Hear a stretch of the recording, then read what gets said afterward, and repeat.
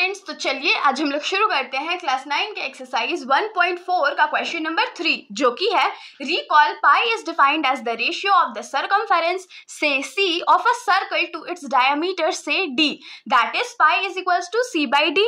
This seems to contradict the fact that pi is an irrational number. How will you resolve this contradiction? तो इस question में हम लोग को क्या बोला गया है कि आप लोग याद कीजिए कि पाई जो है वो क्या किसका वैल्यू होता है, तो ratio of circumference bye diameter, मतलब पाई का वैल्यू क्या हो जाएगा, तो सर्कमफेरेंस डिवाइडेड बाय डायमीटर. तो सर्कमफेरेंस को हम लोग सी मान लेते हैं और डायमीटर को डी मान लेते हैं. तो इसके हिसाब से जो पाई का वैल्यू है वो क्या हो जाएगा, तो सी बाई डी हो जाएगा.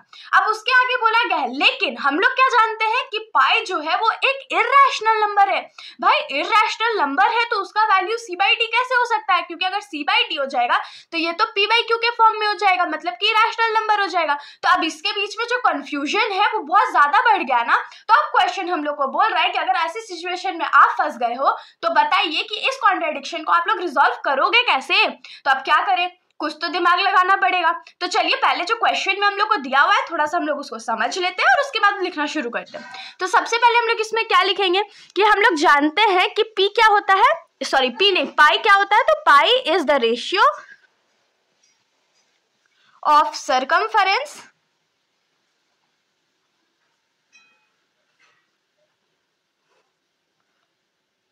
of the circle to the diameter. Diameter और सर्कमफेरेंस का तो ये रेशियो होता है, तो हम लोग इसको क्या लिख सकते हैं कि pi is equals to circumference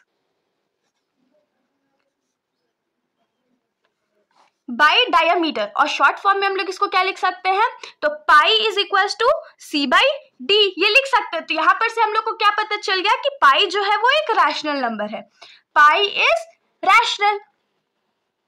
लेकिन अब हम लोग क्या जानते हैं कि पाई तो इरेशनल नंबर होता है. तो अब हम लोग लिखेंगे कि but we know that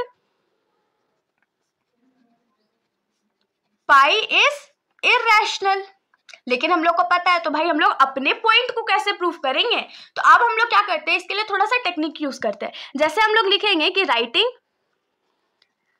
pi is equals to 22/7. हम लोग इतने साल से सर्कमफेरेंस सर्कल का निकाल रहे, एरिया निकाल रहे, तो हम लोग को पता है ना कि पाई का वैल्यू जो होता है वो किसके बराबर होता है, तो 22/7 के बराबर होता है.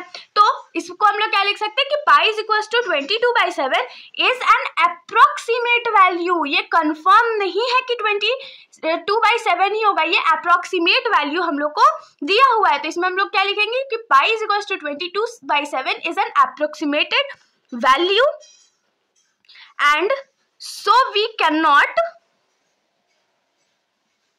conclude that pi is rational. देखिए क्योंकि ये तो अप्रोक्सीमेट वैल्यू ना कि पाई का जो वैल्यू होता है वो 22/7 के बराबर होता है, ये तो अप्रोक्सीमेट है. तो यहाँ से हम लोग ये थोड़ी बोल सकते हैं कि पाई जो है वो रैशनल हो जाएगा. अब ऐसा क्यों नहीं बोल सकते हैं, क्योंकि अब देखिए पाई का जो पॉइंट वाला वैल्यू होता है, जो डेसिमल वाला वैल्यू होता है, वो क्या होता है, तो वैल्यू ऑफ पाई इज 3.14159 और डॉट डॉट डॉट. ये बार बार रिपीट होता है ना, बार बार एकदम आगे, जब तक आप उसको सॉल्व करोगे तब तक वो जाते जाएगा. Which is non terminating. पहला क्या हो जाएगा, ये नॉन टर्मिनेटिंग, कभी क्योंकि इसका कभी भी रिमाइंडर 0 तो आने वाला नहीं है.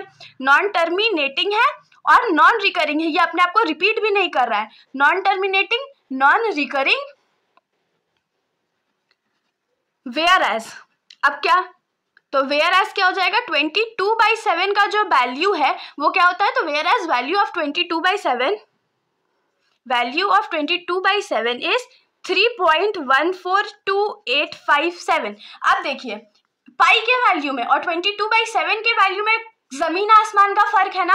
141 तो है, लेकिन यहाँ पर क्या है 159 है, और यहाँ पर क्या है तो 2857. और दूसरा डिफरेंस क्या है कि पाई का वैल्यू जो है वो नॉन टर्मिनेटिंग, नॉन रिकरिंग है, वहीं पर 22/7 का वैल्यू जो है वो टर्मिनेटिंग है. तो इसीलिए हम लोग क्या बोल सकते हैं कि पाई जो है वो एग्जैक्टली इक्वल नहीं है 22/7 के. तो so we can say that pi is not exactly equal to 22/7. 22/7 के अगर ये बराबर नहीं होगा तो ये रैशनल भी तो नहीं होगा. तो यहां से हम लोग क्या लिख सकते हैं कि hence pi is irrational. Hope so आप लोग को यहाँ तक समझ में आया होगा। अगर आप लोगों को वीडियो अच्छी लगी तो वीडियो को लाइक कर दीजिएगा और मेरे चैनल को बिना सब्सक्राइब किए कहीं मत जाइएगा। Thank you.